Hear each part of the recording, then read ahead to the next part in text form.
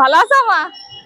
মা তোমার জন্য আজকে ফল নিয়ে আসি। তুমি মেয়ের ওপর রাগ করছো মা? না মা, তোর উপর রাগ কর না। তুমি তো আমার মা না শোনা, তুমি রাগ করছো? না, রাগ আমি করিনি, কিন্তু সবাই যে আমাকে দিয়েছে করে না, জানা তো অনেক বুঝেছিস তো। আমাকে এসে ছবি দেখাচ্ছে, তুমি কি খেতে পাও না?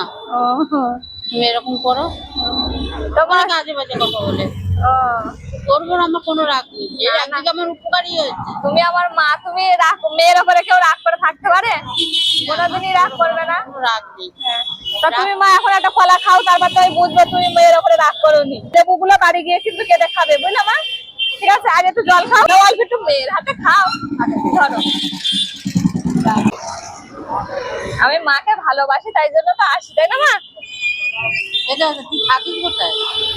আমরা এই বালকনির এখানেই থাকি। বাথরুমেতে? ধরো মা, মা আমার তোমার খুব ভালো লাগে। তোমার প্রথম দিন যেদিন থেকে দেখেছি সেখান থেকেই ভালো লাগে আমার।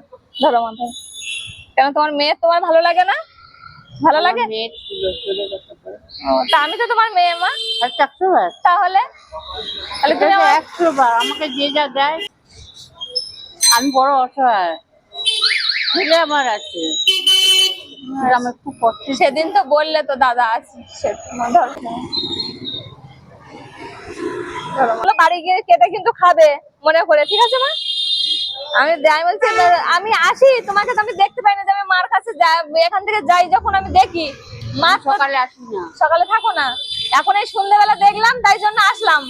একবারই রান্না করি, অনেক কষ্ট করে রান্না করি।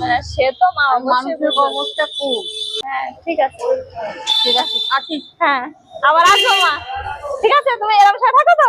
ঠিক আছে, আমি আবার আসবো, ঠিক আছে মা? ঠিক আছে। ও মা, আমি, তুমি এরকম সময় থাকবে, আমি কদিন পরে শাড়ি নিয়ে আসবো, ঠিক আছে মা? ঠিক আছে, আসি তাহলে মা। ঠিক আছে। হ্যাঁ।